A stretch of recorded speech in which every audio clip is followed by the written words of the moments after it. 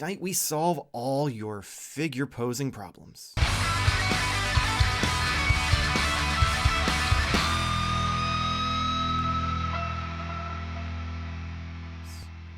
Hello and welcome to Modern Toy Fair. I'm your host, Mr. Modern Toy Fair, and I'm joined by the founder of the NEC Illuminati, the delayer of shipments, the procrastinator of pre-orders, the perfect person, my YouTube wife, Mrs. Modern Toy Fair, Jarmar_games. But that's not all. I'm also joined by the man Modern Toy Fair has full custody over. The man Optimus Prime popped and he refuses to stop. The Twilight Knight, the master of Mac, the three-pump chump of taking the show off the rails, Nate. What's up? And that's still not all, because we have a very special guest. This is the man who wants to solve all of your action figure display problems. He is the inventor of the HexaStack. He is Travis. How's it going? How's it going, guys? Thanks for having me. Thanks for coming on. Me and Nate had the pleasure of meeting you at PowerCon this past August. We ran into you and you were showing the previous model of your stands, and we were kind of blown away, and then we were like, oh, that'd be perfect for Jarmar as well, and then we didn't tell him, so then we just had you on the show instead, because we're terrible friends. So the way this is going to work is we've got a handful of questions that I've come up with, some that our Patreon members have come up with. I had to go and vet some of them because some of them were very ridiculous, as always. But we're going to go through and just kind of chit-chat, ask some questions, some follow-up questions here and there. So if everyone's ready, we'll go ahead and get started. First and foremost, Travis, tell us a little bit about yourself and about the HexaStack. Yeah, for me, I'm a collector just like everyone else, right? You know, that's what got me into to kind of designing these stands. And, you know, I'm a father of three, two boys, 20-year-old and a 12-year-old. You know, the 20-year-old's obviously kind of out of the getting on the floor and playing mode and cycle. But my 12-year-old, you know, he's just starting to get out of that range. So it's less play and more display. And, you know, I've got collectors of, I used to be just like a WWE action figure collector for the longest time. And then, you know, my oldest was big into the Marvel Legends. He personally backed, you know, the Galactus himself and the Sentinel himself, because I'm like, I'm not paying that crap, dude. I got like $25-$30 wrestlers. That's about it, and those are clearance most of the time when I try to get those. So yeah, and then you know, he's big into the Legends. That's really where he's kept his place. But my younger son is big into the Power Ranger Lightning, and more recently into the Star Wars Black Series. And you know, then you know, someone who just stuck to the WWE elites, you know, started shifting off during COVID. I started seeing the G.I. Joe classified figures and really fell in love with, like, saw them on the shelves, and I was like, oh, you know, I'm not going to buy those. That's just another collection for me to dig my grave. My wife already gives me a hard time about all the plastic men I have around the house. So I held off for a minute, and then I thought back to when I fell in love with the Legends when they came out with, like, the Winter Soldier series and stuff for the Build-A-Figures, and I was like, man, I really want to get those. And I didn't, but I convinced my son to, and then he got hooked, and I was like, but he was late to the game in some ways, so I was like, I'm not going to be late to the classified game. So I went out and grabbed what I could get my hands on. Obviously, everyone knows they were very difficult to get their hands on early on. You know, then I was like, oh, let's see if there's anything else out there. And that's where you find the slippery slide of there's the Valaverse Action Force line, which are great, you know, in comparison to those. They work really well together. And then, you know, that's where I started slipping into like A-Walk, and then double backing Savage Crucible. And now I'm like Four Horsemen. And looks like I got like so many different things, which kind of led me to where I am today, which is, you know, designing this HexaStack. You know, as we're getting away from playing and we want to start to display, these all use different pegs. They use, you know, different peg holes in all the foot. Some of them don't have them. You know, when I first conceptualized the idea early on this year, right around April or so, it kind of just came to me. And I was like, I love the hexagon shape. It's something that I've used for designs and other things that I've done in the IT world. And it's something that I've used for like the soundproofing and stuff and pads on the wall. It's just, I've loved that shape. So when I was looking at a way to display things, I looked at the hexagon and the fact that it staggers things. And then I wanted something that was like, you know, a tier-based system that you could, you know, grow and modify and modularize the whole thing, where you weren't stuck with just like those, you know, acrylic risers that you see, and what I always kind of refer to as like spice racks. You know, like I wasn't into the Spice Girls, and I'm not into the spice racks. That's kind of the way I look at it. So, you know, and that's not picking on anyone. It's a very low cost way to kind of elevate your, you know, backdrops and stuff that you're doing. But I wanted something that, I'm spending so much money on my toys. I wanted something that was going to be cool for my stand, my figures. And but I wanted something that was modular in the fact that I could replace the peg for all of these different unique peg sizes. So that's where I came up with like the removable piece to it, and at the time all the figures I had peg holes, so I didn't even think anything of needing, these slide-ins or anything like that. So then, when I started introducing the concept of HexaStack to folks, one of the things on one of the earlier shows I was on is, well, what about our, Masters of the Universe classics that don't have peg holes, and all of these other figure lines out there from international and stuff that import figures that don't have them. So I came up with kind of like a slide-in pet foot peg, for those larger feet and stuff. And I have those in multiple sizes so that they can fit both like, your standard human figures, but also, larger, animal size ones too. Because again, being a huge AWOC fan, I'm designing for my needs, which also correlates to a large, group of folks needs out there. So it's a whole removable modular system, interconnections, uses magnets and some metal points to help balance it out. And to be honest, the stands are just the beginning, and that's what I always tell people. It's not just a stand system, because there's so much more. I've got a bunch of other items that are going to be coming out in the coming months, which is really cool. So that's kind of like my long elevators pitch as to what I am about, what I was into, and kind of where we got to today. Okay. Hopefully that gives you. So did you do like 3D printing stuff like before you decided to make these stands, or the stands kind of were the snowball? No, no. So I've always been like very creative. I wanted a 3D printer for like the longest time. I wanted to, get into 3D printing back when I was big into my wrestling figures. When my oldest was probably like 6 years old, I built him a wooden arena, with like a railing and like to scale, because that's what got me into the figures again as Mm-hmm. an adult, was like the fact that they were 6-inch scale, like now everything was scalable, so it was like real to life. You had tall, big show, you had little Rey Mysterio, like things made sense to me. Mm-hmm. So like I was like, oh, we can build things for this. So I started doing that, and then I would see online, you could buy like Ringside would have things like steel chairs and accessories and stuff. And I was like, oh, this would be so cool. You could do so many. You can make like a barbed wire bat. So I started seeing the 3D printers years and years ago. And then during COVID, I bought the 3D printer you see back there, which is it's an FDM printer, which it's not resin based. It uses the spool, and it melts the plastic, and does things out that way. If you're not familiar with 3D printing, it's a different type of 3D printing than what my stuff is made out of. But I got into that. It's a very low entry point. Amazon, I think I got it for like $130 just to mess around with. And I started building, and I don't have it up here, but I started building with that. The idea was like vehicles, things like that, Ooh. other accessories, wanting to build things. So I actually started building. I found some files online from folks that you could buy for like $20-$30 and print them yourself. So I started working on like a large scale, Humvee type thing for my GI Joes at one point. Before that, I was just kind of tinkering with it and just messing around. Going all the way back to high school, I did a lot of CAD design and 3D modeling software and stuff. So I had experience with that all the way back to high school. Um, are you guys any of you guys wrestling fans, like really geeky wrestling fans? Used to be, not as much as I was, Fair but enough. So there was a game, like it was a computer simulation game called TEW, made by Adam Ryland out of Europe. Is really nerdy, like it was text based game, but he had like images and stuff where he did 3D renders. And I did a lot of like 3D renders, and a bunch of those photos and stuff that I made over the years, and some of the graphics ended up in some of his games. It was just like donated okay, that's material that cool. I put in because I enjoyed it, right? I just liked doing it. But I hadn't really done any 3D modeling or anything like that, since probably like 2008, 2009, because just my career where I started focusing on was more software development and things like that. So I just didn't play in that space a lot. But when COVID hit, I was still very busy with work. But when there was free time, I like to mess around with stuff. So I started just kind of getting back into 3D printing there, and that's kind of where it all started. All right. So with the stands you showed us at PowerCon, because of the hexagon shape, they are easier, to kind of interconnect, and they can also be stackable. Yep. So So I mean, what? I have a couple in front of me. So like this is like the 3-inch stand right here, which has like storage.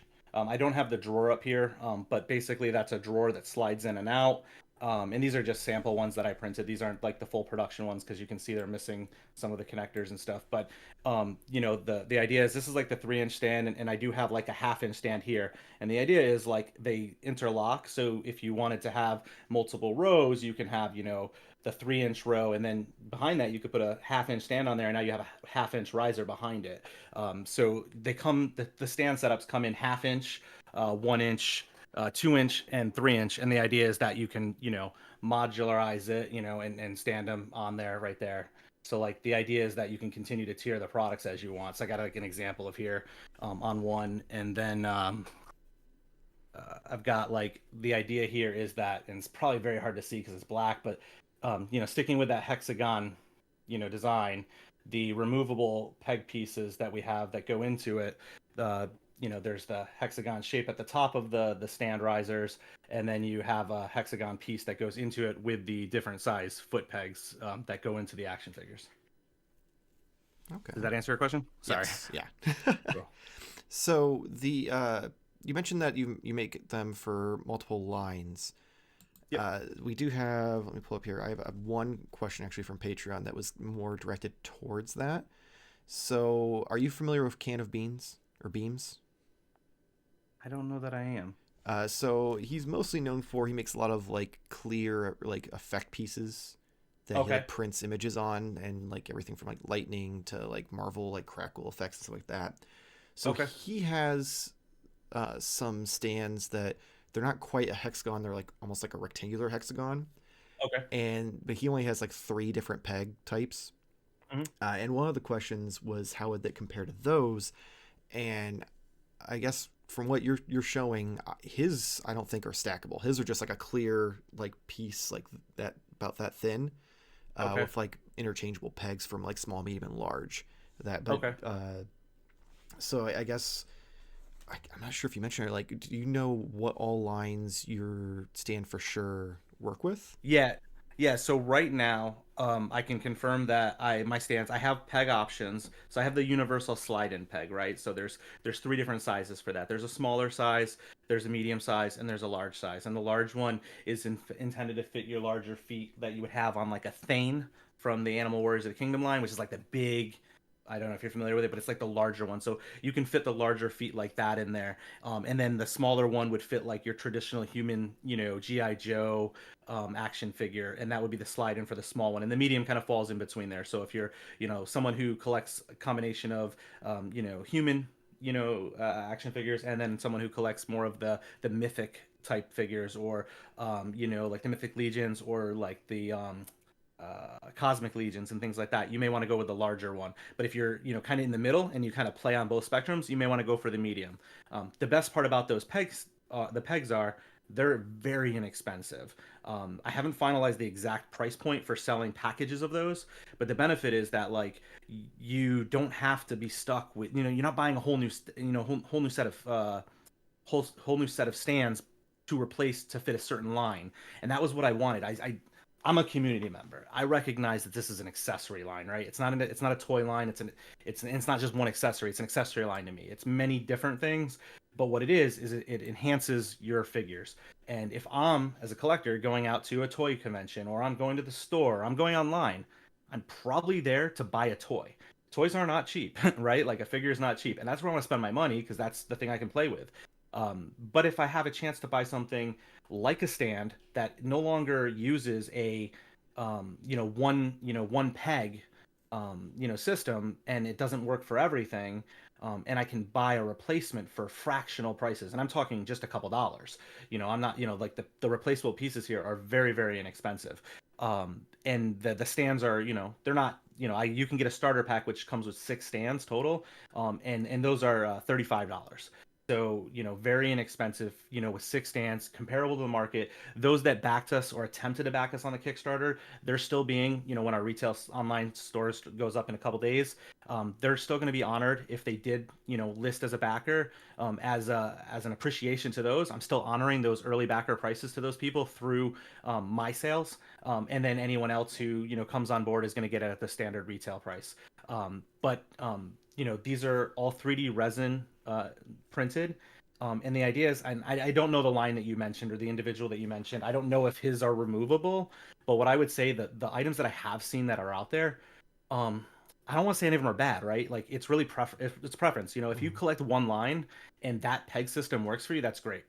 The problem for me is I collect so many different things that one system didn't work for me. So I had to make my own system that would work for me. And I'm very like my shelves I showed you guys before I came on, like it's a mess, right? Like I hate that drives me nuts, and it even drives my wife more nuts. So to me it has to look clean. I want it to look clean. If I'm an adult collector, it's hard enough to be an adult collector and not have somebody give you a hard time sometimes, right? So if I can make it look cool and make it look better, and it's not just this hodgepodge of different things, you know, to me it's just respecting my passion and stuff. So what differentiates me is you're not going with a hodgepodge set of things. And if I don't have a peg that fits the stand today, or you know, the figure that you have today, all you have to do is reach out to me on one of the many ways to contact me: email, socials. I will order, as I refer to as my wife, research and development. That box on the porch is research and development because now I have to get that toy to play with it myself and see what peg fits in it, and then I'll offer that on the site. You know, and like I said, you know, from the 3D printing perspective, that's something I can do relatively easy. I get my tools out, you know, I start measuring, I play around with a few things, run a bunch of test prints, make sure they fit. I want to make sure that it fits in a manner that, you know, isn't going to cause damage to the figure, isn't going to break the peg, you know, that type of stuff. I don't want it to stretch the whole of the peg, or you know, the foot peg of the figure. So that's the idea. The other things that are out there, like I'm not going to slam anybody else's products. Like there's a Mhm. ton of products out there. I was on a stream a while ago, and someone in the chat had said something about, I don't know, Land Speeder Luke, I think is the name. I I've had not heard heard of of him. him, but I don't know Yeah, much. he offers a hexagonal shaped, like he's got a Patreon and stuff, and he offers his own hexagonal shaped stands. And there's nothing wrong with stands. His stands are good. I had not seen them until Mega J's show, because I wasn't a Star Wars collector, so I wasn't on my radar. But when I saw him, I'm like, crap, there's somebody already out here doing it. So I looked at what he was doing, and realized he's giving away those files, so you can do it yourself if you want. But his stands are definitely different than mine. They don't. He's got some universal slide-in thing that works with it, but it's just not what mine is, which is, you know, removable pegs. It's magnetized. You're not stuck to. And again, this isn't picking on his product. What he's come up with is a great idea. It does very similar things, but what I offer is kind of, in my opinion, is the whole show, right? Like it gives you everything and anything, and it's kind of limitless. And there's like, for anybody that's followed me on Instagram or hasn't, if you look through my pictures, you can see that it's not just a stand.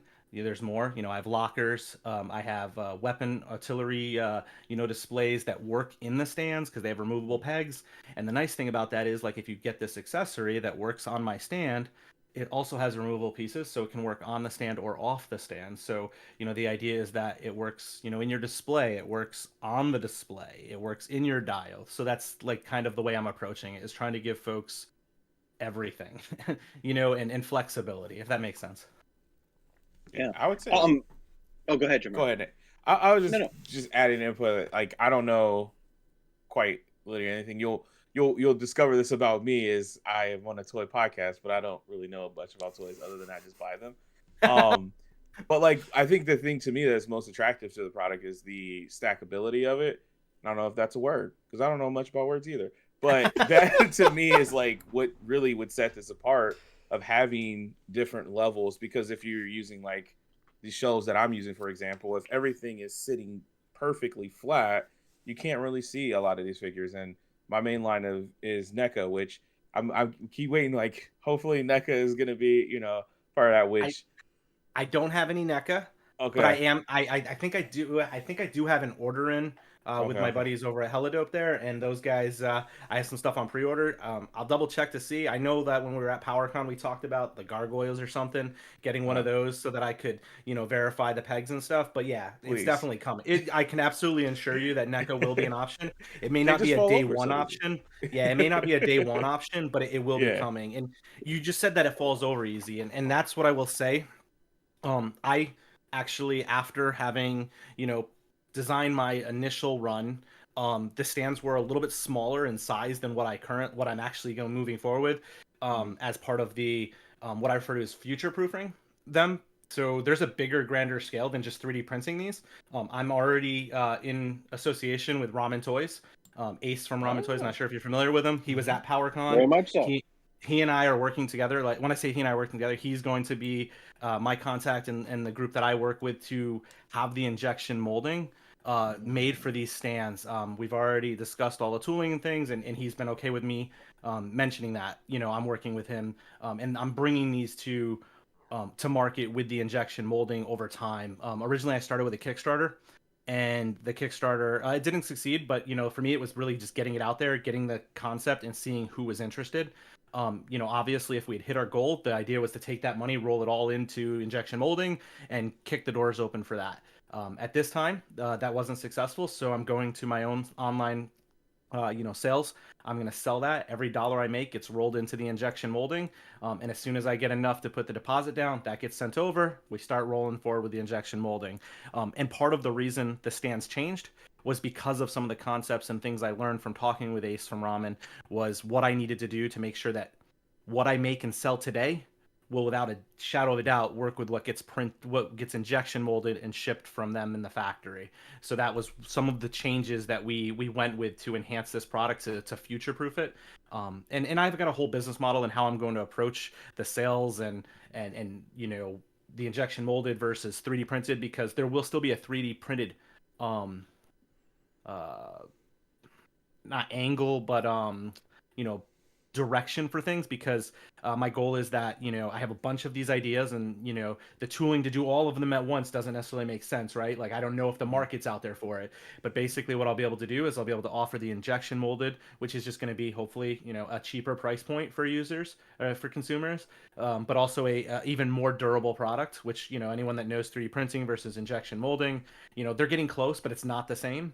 Yes, 3D printed is a good quality product, and it supplements a lot, but it's not the same thing as injection molding, which is why I want to get there.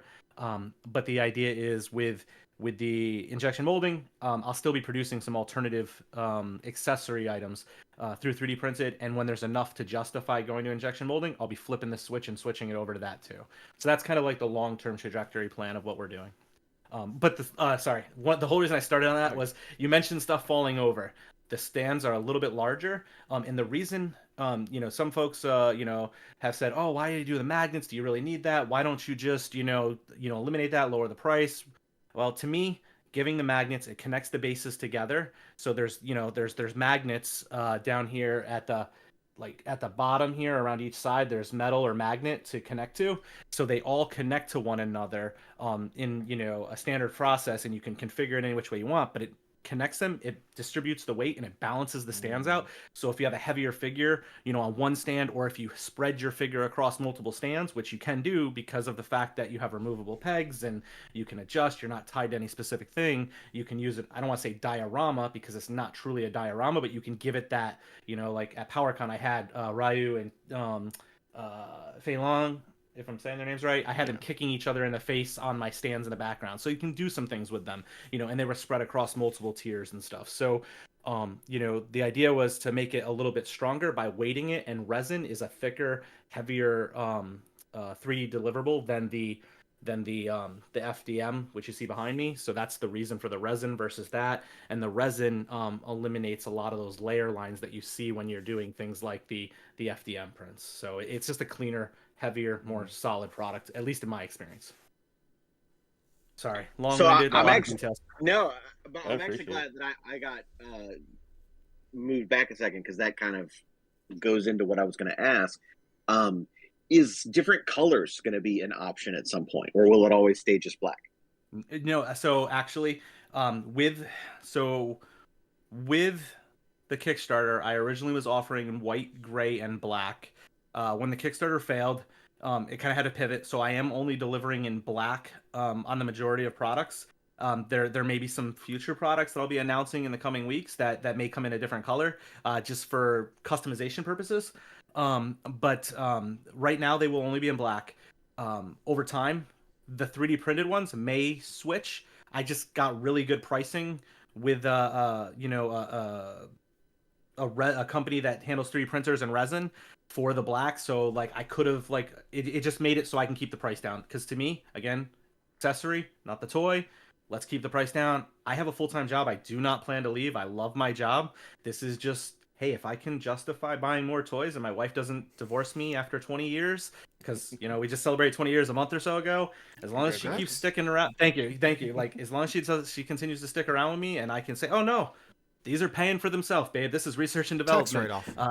Exactly. So if that's the direction, but to answer your question a little bit more in detail, I am actually paying a premium, or a slight premium, to make sure that the injection molds, working with Ace, I am not in this business. This is all something I'm getting into, right? So he's been very helpful in sharing knowledge and helping, mentor me on what I need to know.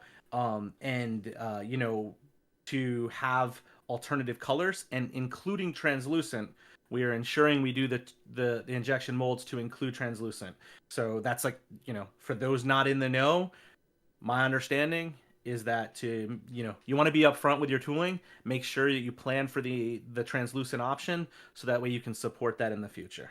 So we are putting forward those funds to ensure that, and then the color runs can vary, and I've got some things, I don't know, there's no deals or anything in place, but I have some exclusive ideas that I'd like to do if the opportunity presented itself with different manufacturers. I don't have those those different toy designers or anything in my in my pocket, or any handshake agreements by any sense of the mean, but I would love to work with them that don't have stands and say, hey, I'd love to put your style on one of my stands and put my stand out there for you, for your figures. So it would make sense in some cases to have some alternative color options. So definitely an option. Right now, it will just, when I go live in a week or so, the option will be black for now. If there's a lot of push, and it makes sense, I would definitely be open to including other colors, as it makes sense. Very cool. Awesome. So we've got a couple more questions here.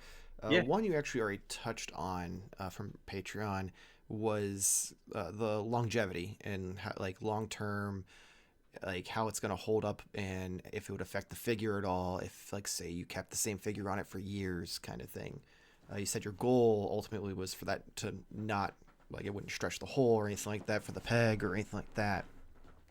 Yep. So I can add some context behind that and some thought. So I've designed this piece that I'm going to be working to include in a lot of the orders. It's basically like a peg hole fitter. I haven't come up with a name for it, but it's like a fitting piece. So think of like a little square rectangular piece that has all the different size pegs that we offer, and like throwing that into some starter the starter kits for folks, or if you're a first time customer, throwing it into the order just as a, hey, here's a peg hole selector, and that way it has all the different ones, and you can kind of test them softly and gently with your figures to see which one works best, so that way you can go back to the site and you can and they'll be named and labeled, so oh, I need a peg, a PF1 or a PF10, or that way. So trying to make it easy so the customer doesn't spend a bunch of money to select the right peg hole. But as far as like causing the damage, if you're someone who and this came up earlier on during conversations, these aren't intentionally designed for 3 3/4 GI Joes. They're more in line with your larger 6-inch scale figures, but you could potentially use these with the slide-in foot peg for your 3 3/4 Joes, with that smaller slide-in. The situation is, and I may end up, if there's enough push for it, creating one that's exclusively for those 3 3/4 size Joes, for them. But the idea would be, well, some of those figures are getting older, right? The ones, they're out of box. I've been collecting them for 30 years, 40 years. That plastic's becoming a little bit more brittle. And to ensure that, you don't cause damage, I would highly recommend not using the peg hole, because I've heard from some people that, I'm not a collector of those, but I know some folks have experienced where they buy, one, there you go. They buy one that is intended to fit, and it traditionally would, but because that figure is getting a little bit more brittle, that heel starts to fall off, or you've stretched it and caused damage. So in my opinion, that's less of a HexaStack issue, right? Like that's the figures that you're working with, and not to say HexaStack, if you use the wrong peg hole, you could cause damage as a result of using my product. If you're concerned with that, my recommendation is to use the slide-in one to mitigate any risk, because the slide-in, you're not you're not doing anything to the peg hole. You're just, you know, sliding the foot into the back. Like, you know, I don't have one here in front of me as an example. I apologize. But if you go to like the Kickstarter, there's pictures of it on there. And on the Instagram, I have photos and stuff. But you can see, you know, you can slide the foot right into the back, you know, and I do it the back way first. And part of that was because I don't like the slide ins, because to me, the eyes, it's like, it looks like there's a strap over his foot. So like to me, I'm like, darn, you know, to me, I'm the type of person who would use them on my back rows where like they're kind of obstructed, so you wouldn't see them. And then the front rows, I would use the peg ones. You know, so that's the idea, like the pegs. That's why I don't go just universally the slide ins, right? Because it'd be easy to just package the slide ins and just sell those, because they work for, you know, 98% of all figures in this scale. But the thing is, I don't like seeing them, so that's why you don't get the slide in strap piece. So. All right. That's my recommendation for anybody who's worried about causing damage and stuff. That's what I would do. Awesome. I actually just came up with a question that kind of goes back to Nate's question about colors. Have you considered at all, like, this is obviously probably way further down the line, but even doing some that have like different design aspects, like maybe like have it like carved out with like wood or rocks or something, to give it a little more like a diorama like esque feel? Yeah, so those are they were actually part of the Kickstarter. So they're actually, and they're part of the injection molded plans for the tooling. So there's 3 or 4. You know, we have and you may not have seen them when you were at PowerCon. They kind of got shuffled around, but I had a wooden one on display. I had a stone one, so more like a rock one, and then I had one that was more like cobblestone brick, or like a brick like pathway. Something that would probably work good with like maybe a Mythic Legion look. The rock one I would think would go more with your like Animal Warriors of the Kingdom. Your wooden one would be more your Mythic Legions, and then I had one that was more, which I did not have on display. I don't think I've actually shown it to anybody, but it is one that's more sci-fi oriented, so it's more for your Star Wars or maybe your Cosmic Legions. And then there was one that was an idea that someone gave me, and I can't remember the person who it was, but they were a huge Ninja Turtle collector. So I have one coming that's a, you know, sewer lid, right? So you can have like one that's got like a sewer lid right in the center, and it's got that like New York City street sewer lid to it. So yeah, the textures, there's things coming through the 3D printed ones. I can ensure you, as part of the injection molding, there's 3 or 4 that are included in the tooling plans. The part of that comes down to the fact that, you know, I want to see what the online sales for those are, because I think they're great. A few people in the community that I bounced the ideas off for, and the individual that provided me the idea, and said, hey, you should really think about texture. And I was like, oh, that's a great idea. I was very basic at first, but then I was like, I really want those rocks for my AWOCs and, you know, things like that. So that's where I kind of went with that. So yeah, that's already in the works, and 3 of them will at least be available on the launch for the retail for my online site. Awesome. So I guess the last question, unless either Jarmar or Nate have anything. I do have one question. I don't know, because I didn't see like the Kickstarter like at the con, but do you have like support built in for like a flight stand to, you know, elevate? I'm assuming by the smile that's a yes. Yeah. So at PowerCon, I was still having issues with the flight stand. I had solved for the issue. However, dealing with Ace, the flight stand I was offering, it was very generic the way I designed it. You know, I looked at a lot of ones that are out there, and I can design it, and I can still like 3D print it for. It's a translucent, clear stand. 3D resin printing translucent is relatively difficult to get it to look good. I was having some issues prior to PowerCon with that. So I started looking into potentially like purchasing, you know, ones that were already done, and then like removing the bottom of current flight stands that are out there, and then, you know, screwing in a 3D printed piece that would go into, because the idea behind my flight stands are they would go and sit right into this. So they would have the hexagonal peg, so you'd remove the foot peg, the flight stand goes right in here, and the flight stand extends off of that, you know, off of the stand, and it uses the magnet to, you know, give it that stability, and it's part of the stand. And then, you know, you can use the flight stand on one post, and then you can have someone else standing right next to him, only using, you know, a slide-in foot next to it. So you could have, you know, Rogue over top of like Gambit or something, and I think of the X-Men as an example. So the flight stands are there. I'm not sure that those are going to be ready for the retail site launch this next week, mainly because through talking with Ace, what I had designed was very generic, and I want to keep the price points down. Like that's the big thing for me. Like I do not want to overcharge for anything. So my thought is like you can go get a flight stand out there that works for what you need it for most of the time, very inexpensively. And they're the ones that are brittle and they break, and a couple more turns and you pull it too tight, they're gonna snap on you. What I also want to do is, are you guys Apple users? I mean, I know I'm gonna like segregate like iPhone versus Android users here with this statement, but Apple has always, in my opinion, done a really good job marketing products. And when I was talking to Ace, the thing was he's like, you can be that Android that's over on whatever generic phone that's being thrown on, or you can be the Apple of stands. And my goal is to be the Apple of stands. I hope people don't hate me for that. I'm an Apple guy. Like I love my iPhone because it's simple. The ecosystem is great. So like I think of my stands, I want it to be that version. So I'm redesigning the flight stand to be a lot more like higher end. Like that's the goal. So it's coming. I'm hoping to get it to market prior to injection molding. But I've just been redesigning it. Like Ace gave me some feedback on the product and said, why don't you look into doing this? And why don't you try to design this? And, just gave me some tips and recommendations there. So, I'm kind of on the drawing board, still working on some of that to get like, I don't want to say the perfect one, but like when you open up that new iPhone, you smell it. Like I want my stand, my flight stand. I want it to be like, oh yeah, that's a HexaStack stand. Like, like it's a high quality product, or as again, 3D printed. I understand that that's what they are.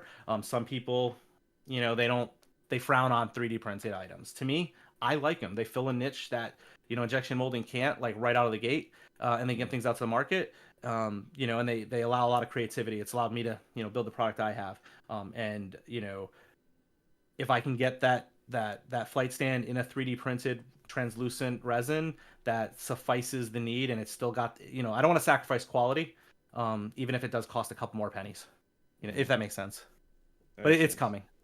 You sold me on just being the Apple of stands. I don't know about you said Michael that, and I'm like, oh man. Sorry, like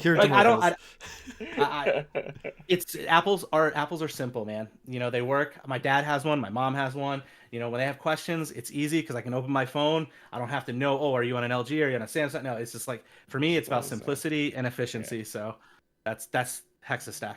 Yeah. All jokes aside, that makes perfect sense though for a product like this, just to be simple. You have an ecosystem of things around it. Like it makes sense. Like the analogy makes sense.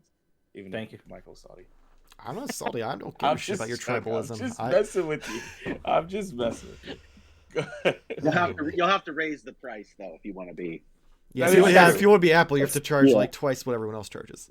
Yeah. But see, that's what makes me different, right? Is I'm a member of the community. I'm trying to keep the price down. Like my goal is to continue to do that. Like I've had conversations with online retailers about, once this is injection molded, getting in there, and some of the thoughts. They're great ideas, great concepts. I've taken some of that feedback. Appreciate the conversations and stuff.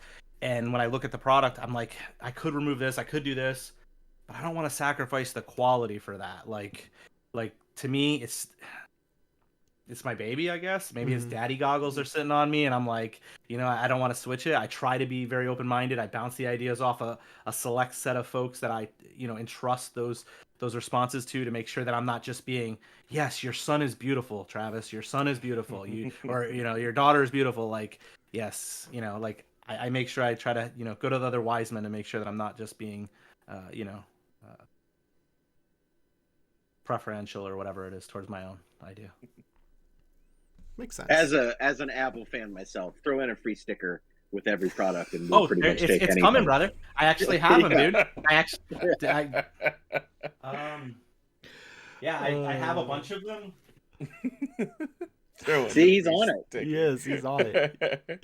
I mean, if you guys were at the PowerCon, you would have saw like there's a whole stack of them. So yes, they go in every box, and there's a couple other things going too. I'm a sticker guy, man. Like I sticker back all my monitors. Like I've got all these disc golf and figure stickers that I get from my toy stuff. So yeah, I'm all about the stickers. So yeah, it's very much, and I probably didn't even realize that subconsciously. That's an Apple thing. So that's probably why I started doing it, because I was like, oh, it's gonna be the Apple of stands. Gotta come with a sticker. Yeah. Yep. Oh, that's fantastic. So. All right, technically there's two questions. One's more a request from a Patreon user. So right now there's not a huge market for this as far as options out there. but they are looking for essentially head display stands, like what NECA offers, but hopefully not as expensive as NECA charges for them. So is that something that is potentially in the works? So to be clear, like, are we talking about a way that, like, if I had like a post, you could set, in the pegs, Yeah. So in the peg holder spot? if the extra heads you get with the figure, if you're someone who doesn't want to have them in a box and you want them on display, a way to like pop it on with a little like peg and have it like Yep. there on the stand with it. Yeah, so I have stuff kind of in the works. There, I have things designed in the 3D modeling system, the software that I use, where, I have attention deficit disorder. I'm like, ooh, let's try this idea. Let's get over to this one. I've got like this 90% complete, but wait a minute, let me try this. So yeah, there's like a wooden rack type thing. You guys may have seen it, you may not have, because it broke in transit. I literally printed the prototype of it right before I went to PowerCon that week. But basically, like, there was like a wooden and I don't have one here next to me, but it's a wooden weapons rack, where like you can hang your axes and swords on. Works good for like your medieval or your mythic legions, or maybe your animal warriors or the kingdom style weapons. So I have one like that, and then I've taken some of the framework for that and created like a wooden one with a number of spots to set heads on, and it just, again, the base of that unit goes into the peg, removable peg stands here, which is, again, why I love the system so much, is that the stand allows you to use it both for your figures, the foot pegs, but also all of this other stuff that you could potentially use it for. And again, that stand for the heads, right now I only have one designed in kind of like I said, like medieval style one. And it was more of the idea of like less of displaying your extra heads, more of like if you were like a customizer and you wanted a bloody head and you wanted to like, put some bloody heads on it and display it kind of in that Dio like atmosphere. But again, the bottoms of them are removable, so you can use them on my stands and my displays, or you could take them off of it and throw it on that diorama or in that scene you're attempting to, create for your, action figure photography.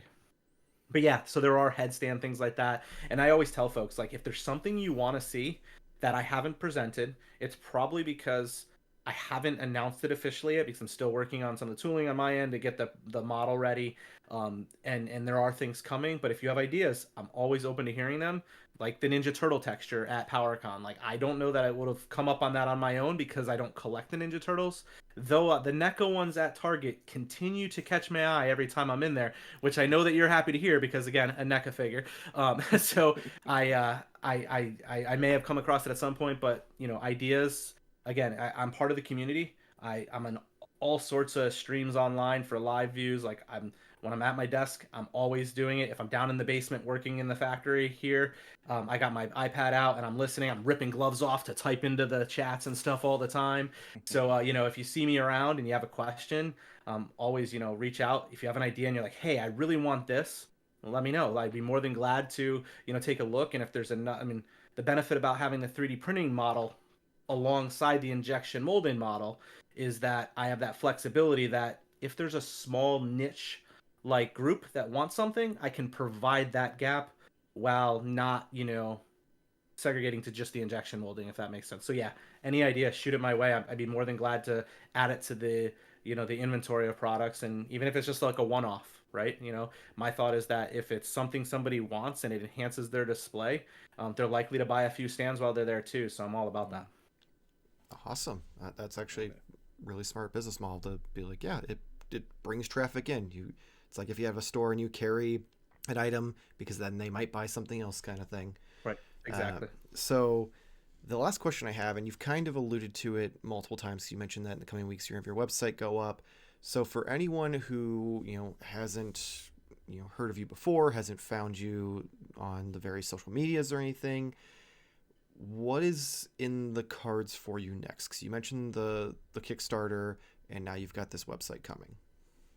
Yeah. So the Shopify site, like, there's a landing page out there right now. So do you mind if I plug the link right now? Yeah. So if you go to thehexastack.com, It'll take you to our recently branded site. I've changed the branding colors a little bit, wanted something a little bit more to pop and everything. But that site's out there. You can log your email and be included on, you'll be one of the first people to, know when the site's live. And, basically it's one of those email subscription things, right? I won't spam you. I haven't emailed anybody that signed up for it yet. And it's been up there for about almost a month now since the Kickstarter went down. The idea here is that site's going to be up and running. Folks can find me on Instagram I won't even use my personal one just because it's spelled all funky, but I have my HexaStack one, which is just HexaStack on Instagram. You go there, you can follow me, message me there. I try to respond within a couple hours. But again, you follow me there for updates. And then the idea here is I'm waiting on packaging to arrive because again I rebranded and changed, and I had not purchased the mass amount of boxes that I will have for selling and shipping, so like the product boxes. So those are in process of getting here. My target is to start taking orders on 10/1, so October 1st, which would be Sunday. But there is a strong likelihood it may not go live and start taking sales until October 8th. It really just depends on when I can get it because I don't want to say we're live on 10/1 and still waiting for the boxes. So somewhere between the 1st and the 8th, we will go live. And kind of how I'm going to do things is that I'm going to release all of the products that were available on the Kickstarter, except for the flight stand right now, just because, again, I'm still working through that. I'm not going to try to sell someone something that I'm not confident in. So, we'll get there. But everything else will be included. That was part of the Kickstarter. In addition to the Kickstarter items, it will be the locker, which has been seen in some imagery done by Realm of Toys, and it's on my Instagram, so you can see that there. And then also the wooden weapons armory rack will be available on there too. So those items are all being produced. I'm already, not fulfilling orders, but producing them so that we can, ship those out when orders are made. And then what I'm going to be doing is I'm going to actually be doing just a 30 to 45 minute stream once a month on the last Tuesday of the month, every month, starting at the end of October. Just kind of announcing what products are coming up that I'm going to be releasing over the next month. And I'll be releasing a new one every week. So that way folks have an idea of what's to come. They can decide if they want to place an order week 1 or maybe weeks 2 and 3 are the extra items they want to go with their stands, things like that. And they're different things. Like I'm really excited to announce some of the items to come in the end of October because I already know what I'm launching in November. And it's really going to show folks how it's not just a stand and it can be so much more. And kind of just a little hint towards it is I think you're going to start to fall into some really cool diorama-like feels, and you're going to get your feels all up on that. So it's really cool. It's dynamic, configurable, and it kind of parlays off the same modularity and simplicity that the HexaStack as itself stands for. So, yeah. I like it. Cool. Excellent. Awesome. All right, and all the links will be in the description below of the video as well. You mentioned the live stream. Do you go live on Instagram, YouTube, Twitch? I don't know. I don't stream. I literally never. I never have really streamed on YouTube at all until I started the HexaStack and I made the announcement, and then I was like doing the tour to YouTube, I guess, and doing a bunch of shows with folks.